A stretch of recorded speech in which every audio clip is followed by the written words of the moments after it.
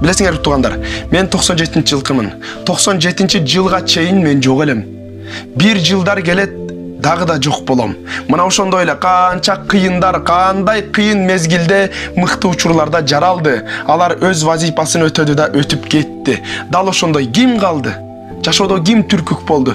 Пайгамбарлар өттү, олуя адамдар өттү, аалымдар өттү, кандай гана кыйындар өттү. Сен калып каласың бу тууганым. Бирок ушунчалык мойнуңа үйгөн күнөө менен кантип жараткандын астына барасың?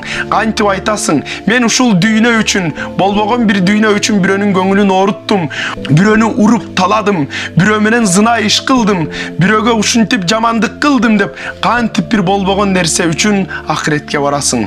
Жүзүң кантип карайт?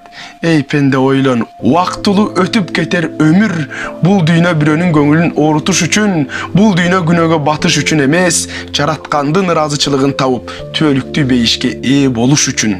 Ошондуктан жакшылыктан жаратканым үзбөсүн, түз жолунда жүрүп, эки дүйнөнүн бактылуулугуна ээ бололу.